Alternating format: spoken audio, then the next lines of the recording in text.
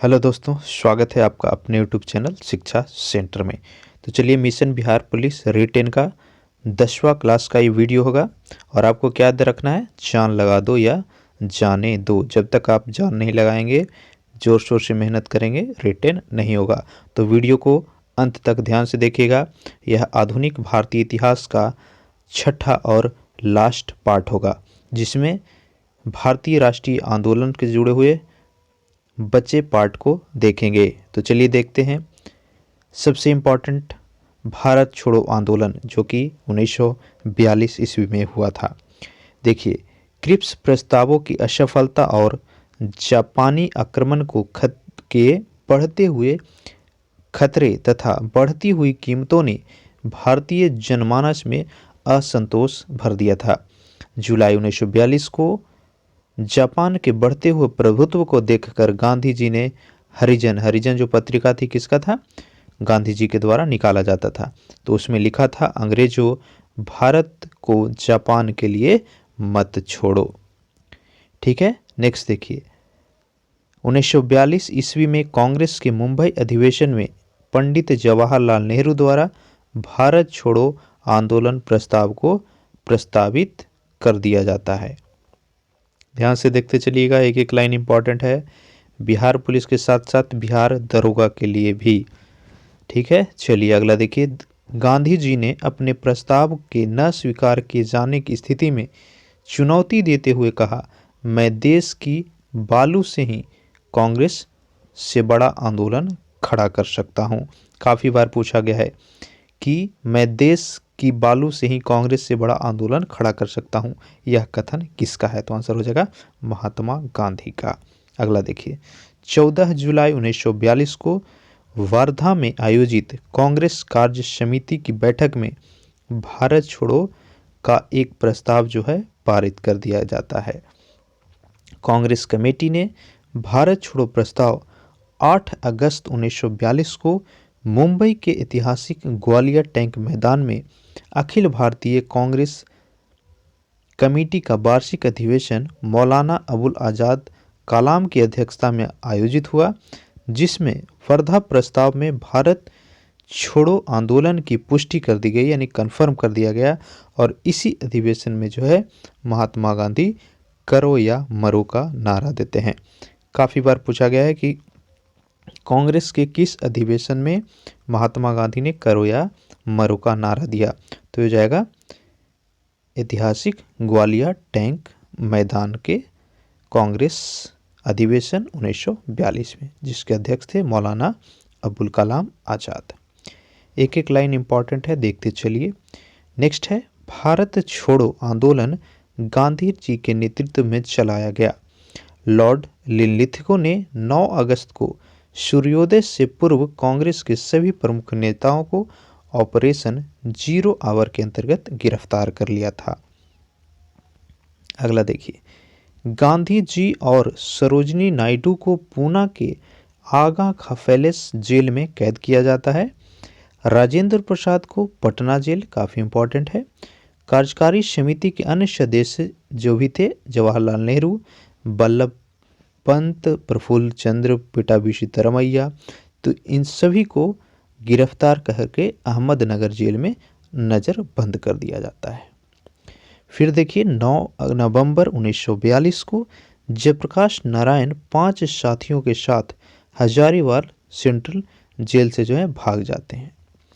आंदोलन के प्रति सरकार की दमनात्मक नीति के विरुद्ध गांधी जी ने आगा खा पैलेस में 10 फरवरी 1943 को 21 दिनों तक उपवास की घोषणा कर देते हैं। अगला देखिए क्या होता है। तो खराब स्वास्थ्य के कारण गांधी जी जो है 13 दिन बाद सरकार को चकमा देकर 7 मार्च 1943 को भूख हड़ताल समाप्त कर दी तथा उन्हें 8 मई 1944 को कैद से रिहा कर दिया गया। गिरफ्तारी से बचे नेता कौन थे? राम मनोहर लोहिया, उषा मेहता, ये सभी नेता जो है कांग्रेस रेडियो का संचालन भूमिगत होकर के कर रहे थे, जब सभी मेन लीडर को गिरफ्तार कर लिया गया था। उसके बाद भारत छोड़ो आंदोलन के दौरान बलिया के गांधीवादी चित्तू पांडे के नेतृत्व में पहली समानांतर सरकार की स्थापना की गई थी। बंगाल के मिदनापुर जिले के तामलुक नामक स्थान पर 17 दिसंबर 1942 को तामलुक जातीय सरकार की स्थापना की। यहाँ की सरकार 1 सितंबर 1944 तक रही थी। नेक्स्ट देखिए, सतारा जो कि महाराष्ट्र में पड़ता है, तो इसमें इसी समय सर्वाधिक दीर्घकालिक तक एक समानांतर सरकार रही, जिसके प्रमुख नेता थे वाई चौहान, नाना पाटिल, और यहाँ की जो सरकार है वह 1945 तक चलती है। 1942 के भारत छोड़ो आंदोलन की नेत्री यानी नायिका कौन थी? तो वह थी अरुणा अशफाक अली को माना जाता है। भारत की स्वाधीनता के लिए किया गया सबसे जो लास्ट और महान प्रयास था वह था भारत छोड़ो आंदोलन। नेक्स्ट देखिए, CR फॉर्मूला, ठीक है, चक्रवर्ती राजगोपालाचारी फार्मूला, जो कि 1944 में आती है। तो 10 जुलाई 1944 को राजगोपालाचारी ने देश की सांप्रदायिक समस्या को सुलझाने के लिए एक फॉर्मूला प्रकाशित किया, जिसे जो है CR फॉर्मूला का नाम दिया गया। इस फॉर्मूले के अनुसार मुस्लिम लीग भारतीय स्वतंत्रता की मांग का समर्थन करे तथा अस्थायी सरकार के गठन में कांग्रेस का समर्थन करे। युद्ध की समाप्ति के बाद, जो दूसरा विश्व युद्ध चल रहा था, ठीक है, तो उसकी समाप्ति के बाद एक कमीशन उत्तर पश्चिमी तथा उत्तर पूर्वी भारत में उन क्षेत्रों को निर्धारित करे जहां मुसलमान स्पष्ट बहुमत में है। उस क्षेत्र में एक जनमत द्वारा यह निर्णय लिया जाए कि वे भारत से अलग रहना चाहते हैं या नहीं। और मांगे देखिए, तो देश विभाजन की स्थिति में आवश्यक विषय जैसे प्रतिरक्षा, संचार, आवागमन आदि के लिए जो है आपसी समझौते की व्यवस्था हो। अगर देश विभाजित भी हो जाता है तो जो डिफेंस है वह और कम्युनिकेशन और आना जाना ये सभी सेम रहे, कॉमन रहे।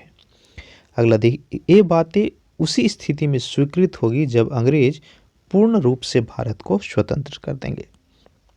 इस फॉर्मूले को स्वीकार नहीं किया गया मुस्लिम लीग के द्वारा, लेकिन अंततः देश का विभाजन इसी आधार पर हुआ। पहली बार जिन्ना को महात्मा गांधी ने कायदे आजम, इंपॉर्टेंट है, ठीक है, कायदे आजम महान प्रहरी का जो संबोधन है वह महात्मा गांधी ने कहा था, पर जिन्ना को जो है पाकिस्तान की मांग पे अड़िग रहे थे। नेक्स्ट देखिए, नेताजी सुभाष चंद्र बोस और आज़ाद हिंद फौज से जुड़े फैक्ट्स। तो नेताजी का जन्म हुआ था 30 जनवरी 1897 ईस्वी को। 1920 ईस्वी में सुभाष चंद्र बोस द्वारा ICS परीक्षा उत्तीर्ण की, ठीक है, उन्होंने इंडियन सिविल सर्विस परीक्षा जो है 1920 में पास कर लिया था। 1921 ईस्वी में पद से त्याग देकर कांग्रेस के असहयोग आंदोलन में शामिल हो गए। 1 दिसंबर 1921 में प्रथम बार कारावास का दंड मिला, क्योंकि उन्हें प्रिंस ऑफ वेल्स का कलकत्ता में उनके स्वागत का बहिष्कार किया था। 1928 ईस्वी में नेहरू रिपोर्ट के विरोध में उन्होंने इंडिपेंडेंट लीग की स्थापना की थी। नेक्स्ट देखिए, काफ़ी इंपॉर्टेंट घटना होती है जिसको त्रिपुरी संकट के नाम से भी जाना जाता है। तो फरवरी 1938 में हरिपुरा व जनवरी 1939 में त्रिपुरी कांग्रेस अधिवेशन के अध्यक्ष जो हैं चुनाव के आधार पर बने थे। अप्रैल में त्रिपुरी अध्यक्ष पद से त्यागपत्र देकर के उन्होंने फॉरवर्ड ब्लॉक की स्थापना की थी। सुभाष चंद्र बोस को जुलाई 1940 में भारत सुरक्षा कानून के तहत गिरफ्तार करके कोलकाता में बंद कर दिया जाता है, लेकिन बोस के भूख हड़ताल करने पर 5 दिसंबर 1940 को उन्हीं के घर में नज़रबंद कर दिया जाता है, यानी जेल से हटा करके जो है उनके घर में नज़रबंद किया जाता है।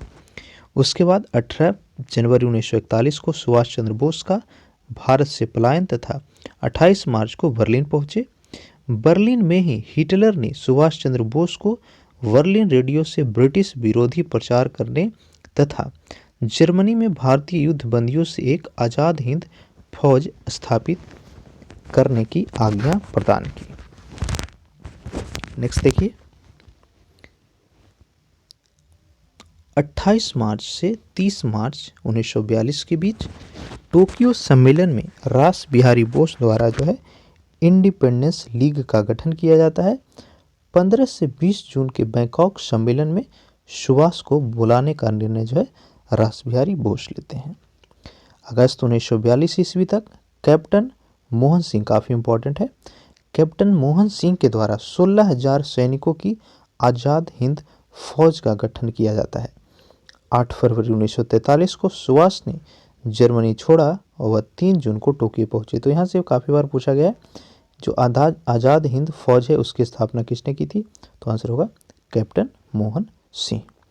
नेक्स्ट देखिए, 4 जुलाई 1943 को सुभाष ने इंडिपेंडेंस लीग के अध्यक्ष व आज़ाद हिंद फौज के सर्वोच्च सेनापति के रूप में दिल्ली चलो का नारा दिया था।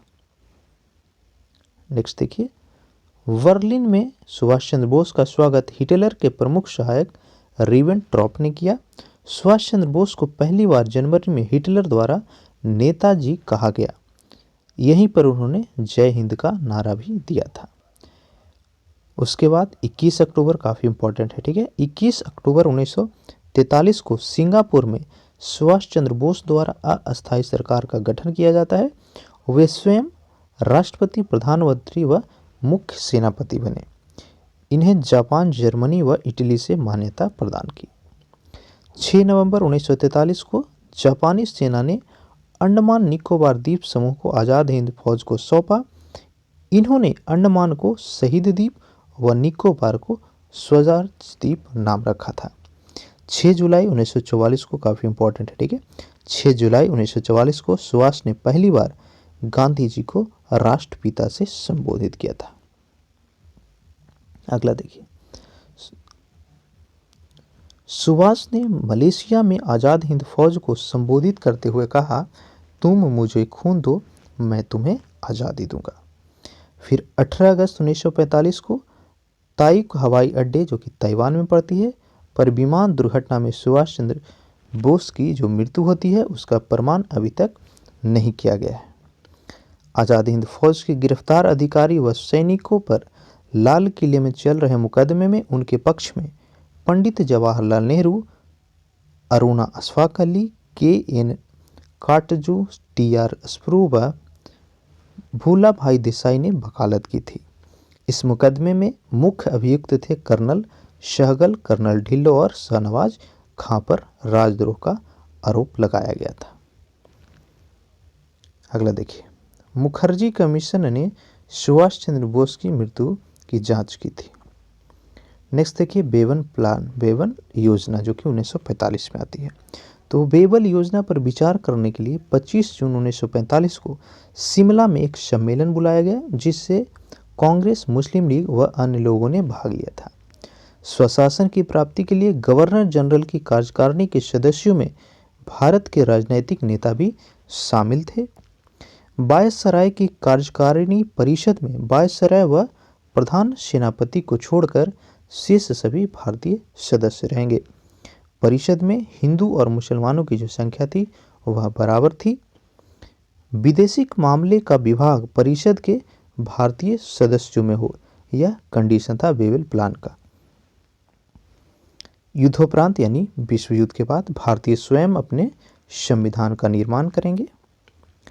अगला देखिए, नौसेना विद्रोह, यहाँ से भी एक प्रश्न जो है बार बार पूछता है। चलिए देखते हैं।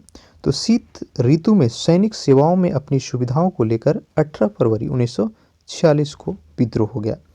विद्रोह जो है खराब भोजन, जातीय भेदभाव, कम वेतन, चरित्र पर टिप्पणी आदि ऐसे कारणों की वजह से होती है, जिसने सिपाहियों को विद्रोह के लिए मजबूर कर दिया। इसमें लगभग जो है 5200 सैनिक भाग लिए थे। रॉयल इंडियन नेवी के सिग्नल्स प्रशिक्षण संस्थान एन.एस. तलवार के गैर कमीशन्ड अधिकारियों व सिपाहियों ने, जिन्हें रोटिंग्स कहा जाता था, ये लोग विद्रोह किए थे। शीघ्र ही विद्रोह की चपेट में कराची, मद्रास, कलकत्ता भी आ गया।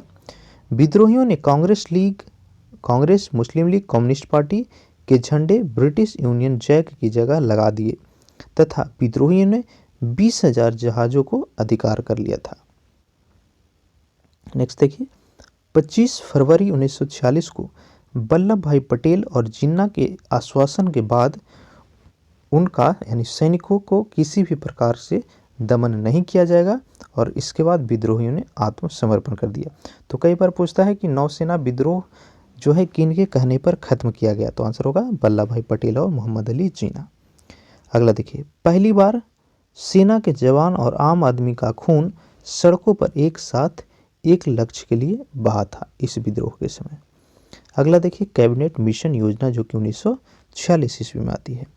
देखिए 24 मार्च 1946 को भारतीयों को सत्ता हस्तांतरित करने के संबंध में कैबिनेट मिशन भारत आया। इस मिशन के अध्यक्ष लॉर्ड पैट्रिक लॉरेंस थे जो कि भारतीय के सचिव थे। इसके अतिरिक्त स्टैफर्ड क्रिप्स तथा ए.बी. अलेक्जेंडर, देखिए तीनों का नाम याद रखिएगा। कैबिनेट मिशन में कौन कौन थे? पैट्रिक लॉरेंस, क्रिप्स और अलेक्जेंडर। इस मिशन ने संविधान सभा तथा अंतरिम सरकार के गठन के संबंध में मुस्लिम लीग तथा कांग्रेस से बातचीत की, परंतु कोई निर्णय न निकल सका। मुस्लिम लीग तो पाकिस्तान की मांग पर अटल थी, जबकि कांग्रेस जो थी वह विभाजन के लिए तैयार नहीं थी। 12 मई 1946 को यह मिशन असफल घोषित कर दिया जाता है, जब बात नहीं बनती है मुस्लिम लीग और कांग्रेस के बीच। अगला देखिए, प्रत्यक्ष कार्रवाई दिवस, काफ़ी इंपॉर्टेंट।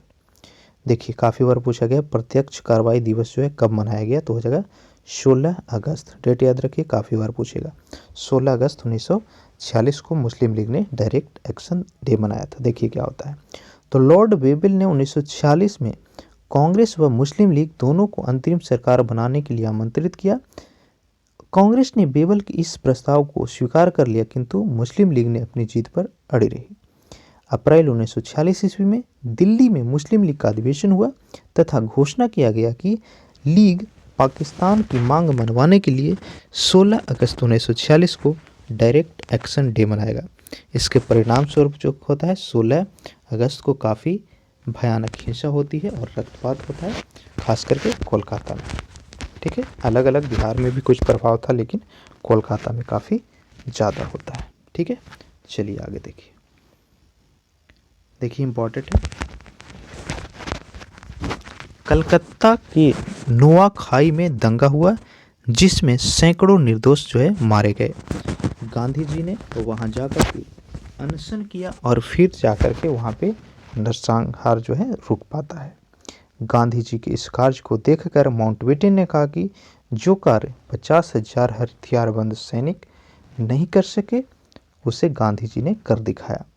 वास्तव में Gandhi ji one man boundary force है। नेक्स्ट देखिए, मौलाना आज़ाद के अनुसार 16 अगस्त जो है भारत के इतिहास में एक काला दिन है, क्योंकि इस दिन सामूहिक हिंसा ने कलकत्ता महानगरी को रक्तपात, हत्या और भय की भावना में डुबो दिया था। अगला देखिए, माउंटबेटन योजना, तो इसी के तहत जो है भारत का विभाजन किया जाता है।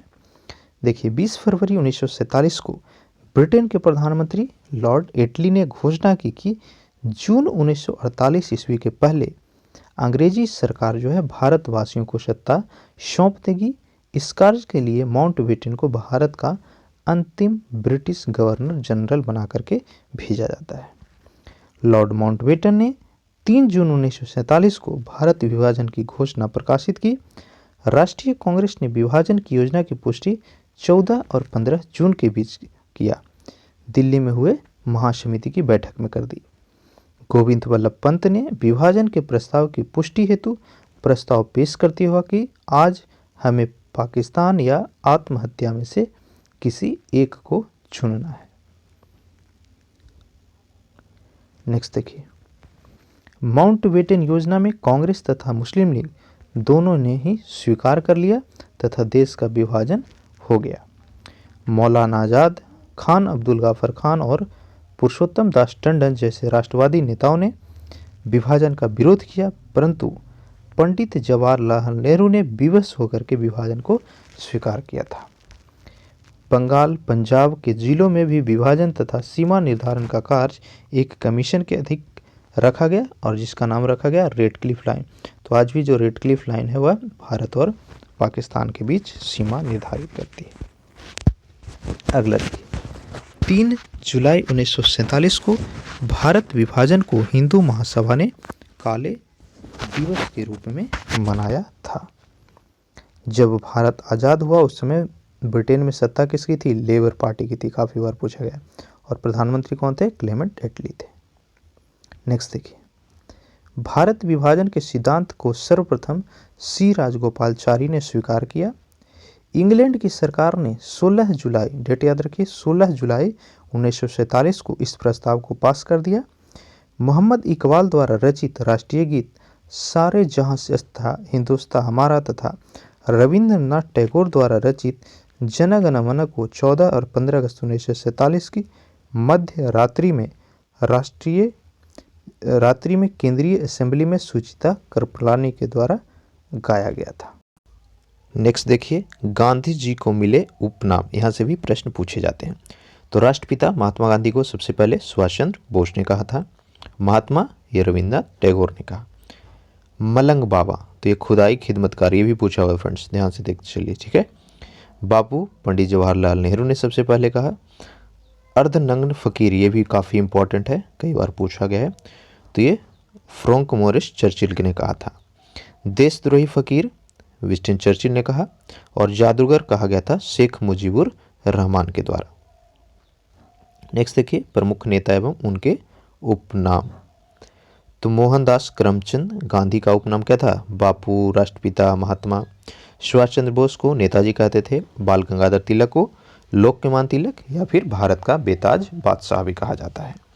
मदन मोहन मालवीय को महामना कहा जाता था। चित्तरंजन दास, तो इनका उपाधि था देशबंधु। लाल बहादुर शास्त्री को शांति पुरुष। जवाहरलाल नेहरू को चाचा नेहरू। वल्लभ भाई पटेल वेरी वेरी इंपॉर्टेंट, तो इनको लौह पुरुष, सरदार और भारत का बिस्मार्क भी कहा जाता है। सर सैयद अहमद खान को सर सैयद के नाम से जाना जाता है। अब्दुल गाफर खान काफ़ी बार पूछा गया है, ठीक है, तो खान अब्दुल गाफर खान को सीमांत गांधी या फ्रंटियर गांधी के नाम से भी जाना जाता है। राजगोपालचारी को सीआर या राजा जी के नाम से जानते हैं। नेक्स्ट देखिए, जयप्रकाश नारायण, तो इनका उपाधि था Loknayak. Dadabhai Naoroji grand old man of India यानी वयोवृद्ध महापुरुष। लाला लाजपत राय को पंजाब केसरी। भगत सिंह को शहीद आजम। रविन्द्रनाथ टैगोर को गुरुदेव उपाधि था। CF एंड्रयूज को दीनबंधु। सरोजनी नायडू काफ़ी इंपॉर्टेंट है, तो इनको नाइटिंगेल ऑफ इंडिया कहा जाता था। शेख मोहम्मद अब्दुल्ला को शेर कश्मीर। राजेंद्र प्रसाद को देशरत्न। मोहम्मद अली जिन्ना को कायदे आजम और मुस्लिम गोखले के नाम से जाना जाता था। राजा राम मोहन राय को राजा, तो इनको राजा की उपाधि कौन दिया था? अकबर द्वितीय ने दिया था, पीछे हम बता चुके हैं। गोपाल हर देशमुख को लोकहितवादी के नाम से जानते थे। A.O. ह्यूम को हर्मिट ऑफ शिमला के नाम से भी जाना जाता है। चलिए अब देखेंगे कुछ अदर इम्पॉर्टेंट फैक्ट्स है जो स्वतंत्रता संघर्ष से, जो कि काफ़ी इंपॉर्टेंट है एग्जाम्स के लिए। देखिए, काफ़ी बार ये पूछा गया है, राष्ट्रपिता महात्मा गांधी के राजनैतिक गुरु ये थे गोपाल कृष्ण गोखले। सुभाष चंद्र बोस के राजनैतिक गुरु देशबंधु चित्तरंजन दास। गोपाल कृष्ण गोखले के आध्यात्मिक एवं राजनीतिक गुरु कौन थे? तो M.G. रानाडे। देखिए, गोपाल कृष्ण गोखले के गुरु M.G. रानाडे और गोपाल कृष्ण गोखले किनके थे? तो ये थे महात्मा गांधी के। 3-4 इंपॉर्टेंट है। सुभाष चंद्र बोस के राजनीतिक गुरु चित्तरंजन दास हो गए, ठीक है, याद हो गया। चलिए आगे देखते हैं। राष्ट्रीय युवा दिवस यानी नेशनल यूथ डे जो है भारत में 12 जनवरी को मनाया जाता है और उस दिन स्वामी विवेकानंद का जन्मदिन था। सुरेंद्र नाथ बनर्जी को बिना ताज का बादशाह कहा जाता है। भारत का बिस्मार्क, तो सरदार वल्लभ भाई पटेल को पीछे हमने देखा था। डॉक्टर भीमराव अंबेडकर ने तीनों गोलमेज सम्मेलन में भाग लिया था। इन्होंने मजदूर वर्ग के हितों की रक्षा के लिए इंडिपेंडेंट लेबर पार्टी की स्थापना की। यहाँ से एक प्रश्न पूछता है क्या कि भारत के कौन से नेता जो थे वह तीनों गोलमेज सम्मेलन में भाग लिए? तो होता है आंसर भीमराव अंबेडकर। या पूछेगा इंडिपेंडेंट लेबर पार्टी के संस्थापक, तो आंसर हो जाएगा भीमराव अंबेडकर होगा, ठीक है। तो बिहार पुलिस के साथ साथ बिहार दरोगा के अभ्यर्थी ध्यान से देखते चलिए। वीडियो बड़ा है, लेकिन आप जब भी फ्री टाइम मिले तो अच्छे से देखिएगा, आपका रिटेन श्योर क्लियर होगा। देखिए, दादा भाई नौरोजी को grand old man of India यानी भारत का पितामह कहा जाता है। इन्होंने अपनी पुस्तक poverty and the un British rule in India, काफ़ी बार पूछा गया, ठीक है, में धन निकासन का सिद्धांत दिया। पूछा जाता है कि धन निकासन का सिद्धांत किसके द्वारा दिया गया था? तो आंसर होगा दादा भाई नौरोजी के द्वारा। कौन सी बुक में? Poverty and the un British rule in India. Pakistan के जन्मदाता, तो ये चौधरी रहमत अली को माना जाता है। डंडा फौज का गठन पंजाब में चमनदीप ने किया। नेक्स्ट इंपॉर्टेंट है, जीसी हल्टन। कौन? जीसी हल्टन नामक न्यायाधीश ने भगत सिंह को फांसी की सजा सुनाई थी। 30 अप्रैल 1908 ईस्वी में बिहार के मुजफ्फरपुर में खुदीराम बोस और प्रफुल्ल चौकी ने किंग्स फोर्ट पर बम फेंका, परंतु किंग्स फोर्ट बच गया और दुर्भाग्य से राष्ट्रीय आंदोलन में हमदर्दी रखने वाले मिस्टर कैनेडी की पत्नी व पुत्री जो है मारी जाती है। प्रफुल्ल चौकी ने पुलिस से बचने के लिए आत्महत्या कर ली तथा खुदीराम बोस को गिरफ्तार करके फांसी दे दिया गया था। सबसे कम उम्र में फांसी की सजा पाने वाले क्रांतिकारी, इंपॉर्टेंट क्वेश्चन, तो ये थे खुदीराम बोस। उन्हें 11 अगस्त 1908 ईस्वी को अलीपुर सेंट्रल जेल में फांसी दे देगी। उनकी उम्र जो थी मात्र 19 वर्ष 8 महीने और 8 दिन की थी। भारत भारतीयों के लिए है, यह नारा आर्य समाज ने दिया था। राष्ट्रपिता महात्मा गांधी ने 2 बार कांग्रेस की जो है सदस्यता त्याग दी थी, पहली बार 1925 में और दूसरी बार 1930 में। आत्मसम्मान आंदोलन की शुरुआत रामास्वामी नायकर ने की थी। सबके लिए एक जाति एक धर्म एक ईश्वर का नारा तो ये श्री नारायण गुरु ने दिया था। मजहर उल हक द्वारा राष्ट्रवादी अहरार आंदोलन शुरू किया गया था। अलीपुर षड्यंत्र इंपॉर्टेंट है, तो जो कि 1908 ईस्वी में हुआ, तो इसमें अरविंद घोष का बचाव किसने किया था? चित्तरंजन दास ने किया था। अलीपुर षड्यंत्र मामले में अरविंद घोष और उनके भाई बरिचंद्र घोष सहित 34 लोग जो है अवैध हथियार रखने के आरोप में गिरफ्तार किए गए थे। दयाल दास ने निरंकारी आंदोलन शुरू किया। आज़ाद हिंद फौज की सफलतापूर्वक स्थापना का श्रेय तो यह रास बिहारी बोस को जाता है। अगला देखिए, अभिनव भारत संगठन के कार्यकर्ता पी.एन. बापट वन बनाने की कला सीखने के लिए पेरिस गए थे। ठीक है। स्वदेशी आंदोलन के दौरान रविन्द्रनाथ टैगोर ने अपना प्रसिद्ध आमार सोनार बंगला लिखा। बाद में यही जो गीत है वह बांग्लादेश का राष्ट्रीय गीत बन जाता है। मैं अनेश्वरवादी हूँ, वाई आई एम एंथिस्ट, यानी मैं अनेश्वरवादी क्यों हूँ, ये बुक जो है लिखा था भगत सिंह ने। सुभाष चंद्र बोस ने कहा है कि मैं जोरदार ढंग से मातृभूमि के विभाजन की पाकिस्तान योजना का विरोध करता हूं। हमारी देवी मातृभूमि टुकड़ों में विभक्त नहीं होगी। नेक्स्ट देखिए इंपॉर्टेंट, मैडम कामाजी, तो इन्होंने राष्ट्रीय आंदोलन के महान नेता दादा भाई नेहरू के निजी सचिव के रूप में सेवा की। बाद में यूरोपीय बौद्धिक लोगों के संपर्क में आकर स्वतंत्रता आंदोलन से जुड़ गए। 22 अगस्त 1907 को जर्मनी के स्टुअर्ट गार्ड में आयोजित अंतर्राष्ट्रीय सोशलिस्ट में उन्हें भारतीय स्वाधीनता का झंडा फहराया था। भारतीय क्रांति की जननी तो यह मैडम भिकाजी रुस्तम के.आर. कामा को कहा जाता है। 30 वर्षों तक पेरिस में भारत की स्वतंत्रता के लिए इन्होंने काम किया। 1935 ईस्वी में 74 वर्ष की अवस्था में बम्बई आई और वहीं पे उनका निधन हो जाता है। नेक्स्ट देखिए, इंडियन बॉयज स्काउट एसोसिएशन की स्थापना, इंपॉर्टेंट क्वेश्चन, तो ये किया गया है एनी बेसेंट के द्वारा। भारतीय राष्ट्रीय कांग्रेस का प्रथम सरकारी इतिहासकार तो थे पिटाभी सीतारमैया। देवी चौधरी रानी ने बंगाल में सन्यासी आंदोलन को संरक्षण प्रदान किया था। जब बंगाल, बिहार और उड़ीसा की दीवानी ईस्ट इंडिया कंपनी को प्रदान की गई, उस समय बंगाल का नवाब कौन था? नमो दौला था। नेक्स्ट देखिए, काफ़ी इंपॉर्टेंट है ये। भारत में अप्रत्यक्ष चुनाव यानी इनडायरेक्ट की प्रथा जो है 1892 ईस्वी में शुरू की जाती है। अभी इनडायरेक्ट इलेक्शन राष्ट्रपति चुनाव के लिए किया जाता है। राष्ट्रपिता महात्मा गांधी दार्शनिक अराजकतावाद के समर्थक थे। बरिंद्र कुमार घोष एवं भूपेंद्र नाथ दत्त ने बंगाल में क्रांतिकारी विचारधारा को फैलाया। इन दोनों ने मिलकर 1906 ईस्वी में युगांतर नामक समाचार पत्र का प्रकाशन किया था। धराशाना नामक सत्याग्रह का प्रत्यक्षदर्शी पत्रकार बेब मिलर अमेरिका के न्यू फ्रीमैन अखबार में लिखता था। गांधी जी द्वारा 1932 ईस्वी में स्थापित अखिल भारतीय छुआछूत विरोधी लीग यानी हरिजन सेवक संघ के प्रथम अध्यक्ष जी.डी. बिरला और महासचिव ए.वी. ठक्कर थे। भारत का हीरा तो ये बाल गंगाधर तिलक ने गोपाल कृष्ण गोखले को कहा था।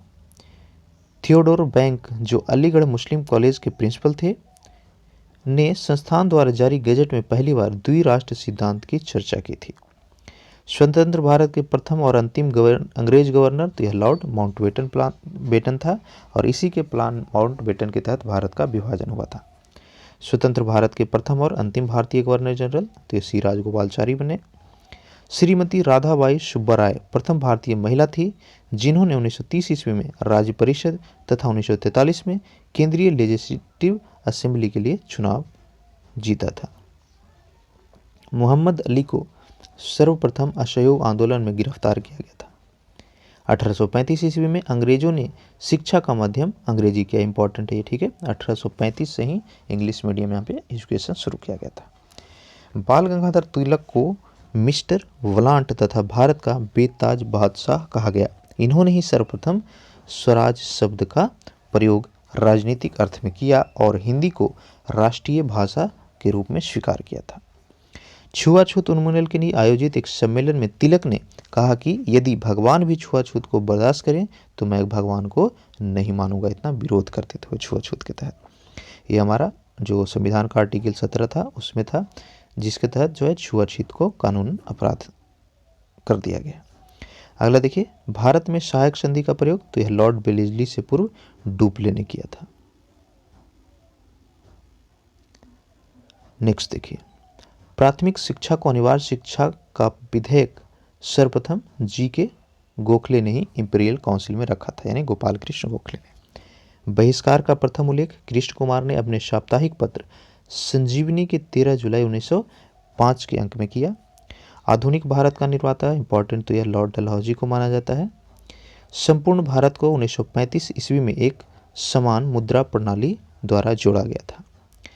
एक वर्ष समिति की रिपोर्ट 1924 में रेल बजट को समान बजट से अलग किया गया। काफ़ी इंपॉर्टेंट है भाई, बार बार ये पूछता है, ठीक है। प्रथम बार जो है रेल बजट को अलग प्रस्तुत किया गया था 1924 ईस्वी में। नेक्स्ट देखिए, वैलेंटाइन चिरोल ने अपनी पुस्तक इंडिया अनरेस्ट में बाल गंगाधर तिलक को भारतीय अशांति का जनक कहा है। सत्येंद्र नारायण सिन्हा गवर्नर जनरल के परिषद के विधि सदस्य नियुक्त किए जाने वाले पहले भारतीय थे। आधुनिक समय में राष्ट्रवाद शब्द का जो पहला प्रयोग है 1798 ईस्वी में एक जर्मन विचारक थे आदम विशार्ड, उन्होंने ही राष्ट्रवाद शब्द का प्रयोग किया था पहली बार। 1916 ईस्वी में यंग इंडिया पत्रिका में लाला लाजपत राय ने भारतीय राष्ट्रीय कांग्रेस का से साथ जुड़े सेफ्टी वल्व थ्योरी की सर्वप्रथम व्याख्या की। ठीक है, सेफ्टी वल्व हम ऑलरेडी बता चुके हैं, अगर पीछे का आप वीडियो देखे होंगे तो, ठीक है। नहीं तो पूरे प्लेलिस्ट का जो लिंक है वो दिया हुआ है डिस्क्रिप्शन में, वहाँ से आप देख सकते हैं। चलिए देखिए, बंकिम चंद्र चटर्जी ने 1882 ईस्वी में आनंद मठ की रचना की। प्रश्न पूछता है आनंद मठ की रचना किसने की, तो आंसर क्या होगा, बंकिम चंद्र चटर्जी होगा। तो जिसमें वंदे राम का उल्लेख जो है मिलता है, इन्होंने ही बंग दर्शन नामक पत्रिका का प्रकाशन किया था। सीताराम और देवी चौधरानी इनकी अन्य महत्वपूर्ण पुस्तकें थी। अनुशीलन समिति की स्थापना मूलतः प्रमथ मित्रा यानी पी मित्रा और पुलिन दास के द्वारा की गई थी। बरिंद्र कुमार घोष तथा भूपेंद्र नाथ दत्त के सहयोग से 1907 ईस्वी में कलकत्ता में क्रांतिकारी संगठन के रूप में अनुशीलन समिति का जो है पुनर्गठन किया जाता है। अगला देखिए इंपॉर्टेंट, कामागाटा मारू नामक जलयान से बाबा गुरुदत्त ने 1914 ईस्वी में किराया पर लिया था। यह जलयान 351 यात्रियों के साथ 26 सितंबर 1914 को हुगली पहुंचा। बजबज जो कि अभी कलकत्ता हुआ नामक बंदरगाह पर जहाज पहुंचने पर तलाशी हुई। इस तलाशी में संघर्ष हुआ। इसमें 18 व्यक्ति मारे गए तथा 25 यात्री जो है घायल हो जाते हैं तथा 202 यात्रियों को जेल में डाल दिया जाता है।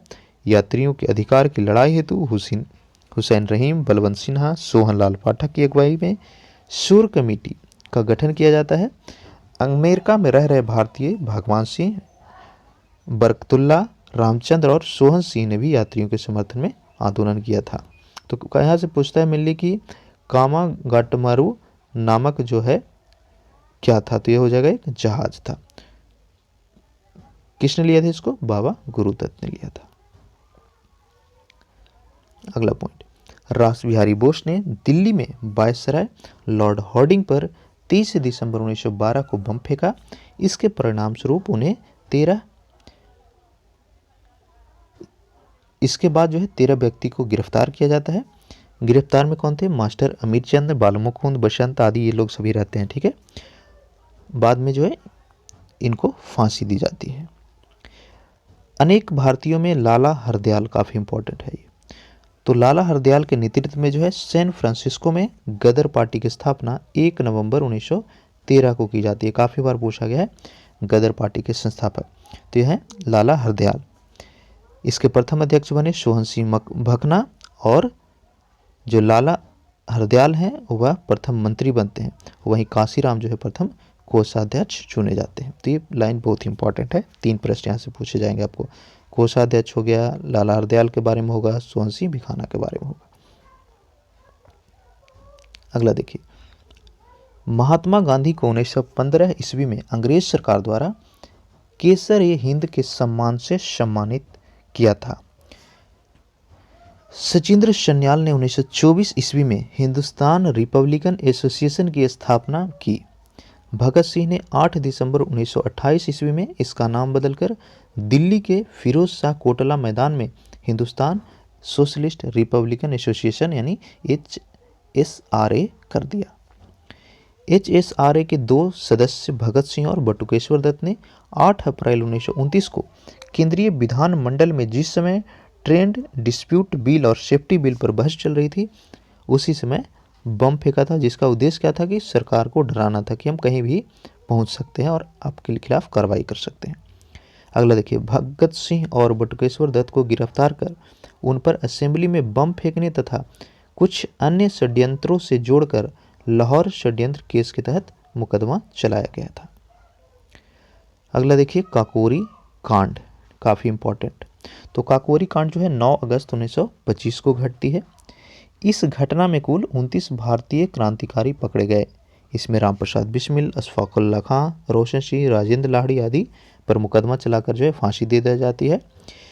हिंदुस्तान रिपब्लिकन एसोसिएशन के संस्थापक सदस्यों में से एक तथा काकोरी कांड में आजीवन कारावास से दंडित श्री योगेंद्र चंद्र चटर्जी ने अपनी आत्मकथा इन सर्च ऑफ फ्रीडम में स्पष्ट लिखा कि मोतीलाल नेहरू तथा गोविंद वल्लभ पंत के नेतृत्व में काकोरी कांड बचाव समिति का गठन किया गया था।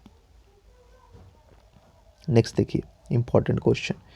भूख हड़ताल पर जतिन दास बैठे थे, जिनको जो है 64 दिन की भूख के बाद 13 दिसंबर 1929 को मृत्यु हो जाती है। इनकलाब जिंदाबाद की रचना जो है मोहम्मद इकबाल ने की थी, और इसको पहली बार नारे के रूप में किसने प्रयोग किया था? भगत सिंह ने किया था। उसके बाद देखिए 23 मार्च 1931 को क्या होता है कि भगत सिंह, सुखदेव और राजगुरु को फांसी दी जाती। काफ़ी दुख भरा जिंदगी है ये दिन था, ठीक है, हमारे स्वतंत्रता के इतिहास में, जिस दिन 3 महान सपूतों को जो है फांसी दी जाती है।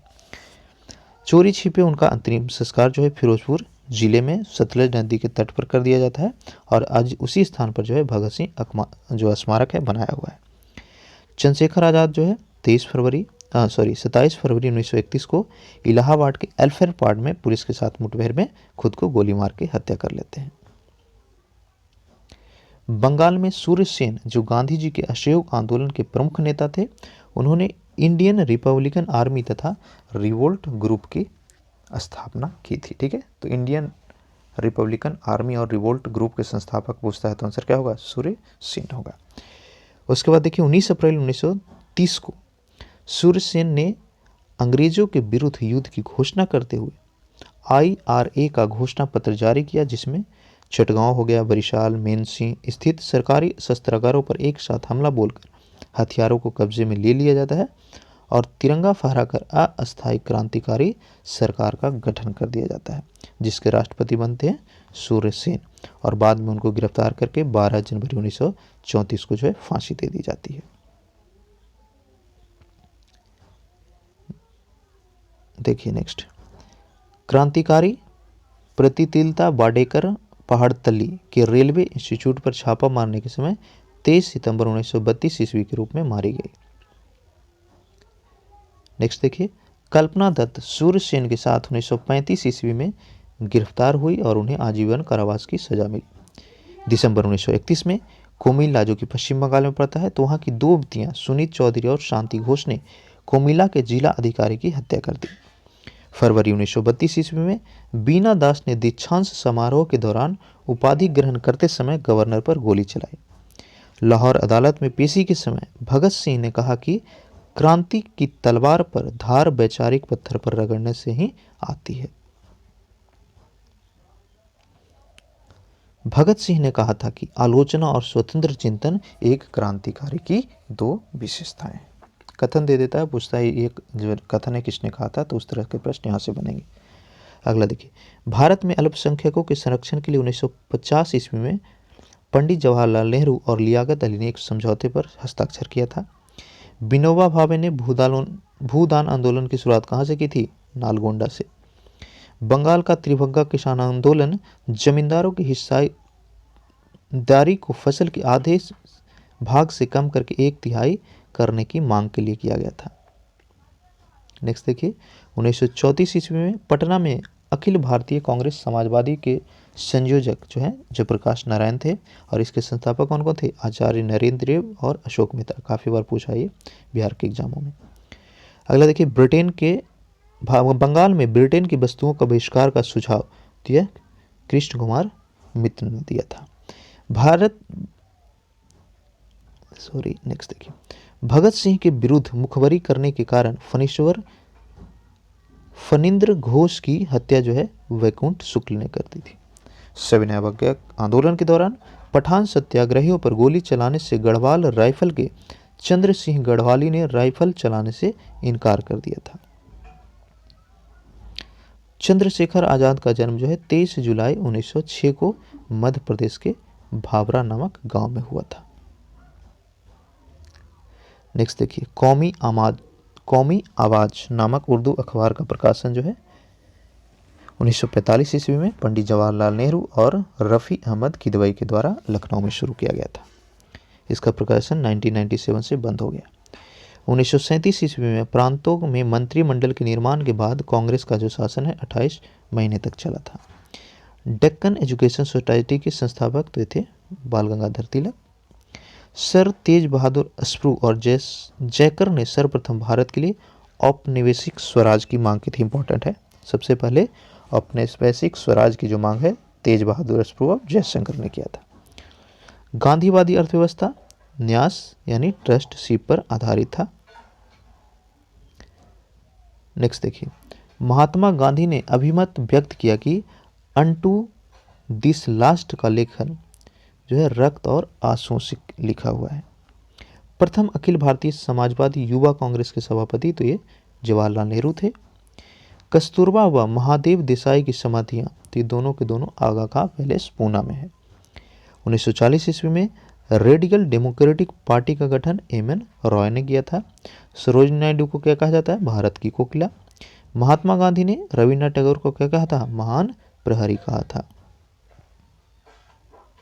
अगला देखिए, ब्रिटिश सत्ता व देशी राज्यों के मध्य संबंधों पर विचार करने के लिए बटलर कमेटी नियुक्त की गई थी। बाल गंगाधर तिलक की मृत्यु पर महात्मा गांधी ने क्या कहा था? My strongest bulwark is gone. Max Muller ने कहा था कि संस्कृत के एक विद्वान के रूप में तिलक में मेरी दिलचस्पी है। महात्मा गांधी की कृति हिंद स्वराज की लेखन विधि संपादक और पाठक के बीच वार्तालाप था। महात्मा गांधी के अनुसार आधुनिक सभ्यता की सबसे बड़ी उपलब्धि क्या थी? व्यापक विनाश के हथियारों का आविष्कार। गांधी जी की कृति है हिंद स्वराज, ठीक है, तो उसका अंग्रेजी संस्करण जो है 1924 ईस्वी में सरमन ऑन द सी शीर्षक से प्रकाशित हुआ था। नेक्स्ट देखिए, सुभाष चंद्र बोस के राजनीतिक गुरु रिपीट हुआ है, इंपॉर्टेंट है, सी.आर. दास थे। रविन्द्रनाथ टैगोर ने सुभाष चंद्र बोस को देश नायक कहा था। श्यामजी कृष्ण वर्मा को क्रांतिकारियों का पिता कहा जाता था। राष्ट्रवादी अहरार आंदोलन तो ये मजहर उल हक ने शुरू किया। निरंकारी आंदोलन की शुरुआत दयालाल दास ने की थी। मैं एक क्रांतिकारी के रूप में कार्य करता हूँ, ये कहना था पंडित जवाहरलाल नेहरू का। ए.ओ. ह्यूम 85 से लेकर के 1907 तक कांग्रेस के महामंत्री रहे थे। राष्ट्रीय स्वतंत्रता आंदोलन के दौरान कुख्यात सेलुलर जेल जो है अंडमान में स्थित था। आर्य महिला सभा की संस्थापना पंडित रामाबाई ने की थी। डंडा फौज का गठन चमनदीप ने पंजाब में किया। मैं देश की बालू से ही कांग्रेस से भी बड़ा आंदोलन खड़ा कर दूंगा, ये कहना था महात्मा गांधी का। भारत की स्वतंत्रता के समय इंग्लैंड के सम्राट जॉर्ज सिस्टम थे। यह भारत का अंतिम सम्राट व कॉमनवेल्थ नेशन का प्रथम प्रधान था। दिल्ली षड्यंत्र केस में मुखबरी तो ये दीनानाथ ने की थी। लास्ट देखिए, ब्रिटिश हाउस ऑफ कॉमन्स का चुनाव लड़ने वाले सर्वप्रथम भारतीय, काफ़ी इंपॉर्टेंट क्वेश्चन, तो ये दादा भाई नेहरू थे। इन्होंने लिबरल पार्टी के रूप में वहाँ पे चुनाव जीता था। ठीक है, तो इस पार्ट को हमने कंप्लीट कर लिया। अच्छा लगा हो तो लाइक कीजिए, कुछ बुरा हो कुछ कमी रही हो तो कमेंट में बताइएगा। अगर अब तक चैनल पे नए हैं तो नीचे जो लाल बटन है उस पर जाके सब्सक्राइब कीजिए, नोटिफिकेशन को जरूर ऑन कीजिए। वीडियो अच्छा लगा हो तो अपने दोस्तों के साथ भी इसको ज़रूर शेयर कीजिएगा, और कितना हेल्पफुल हो रहा हमारा ये वीडियो सीरीज़ ये कॉमेंट में बताइए। Thank you.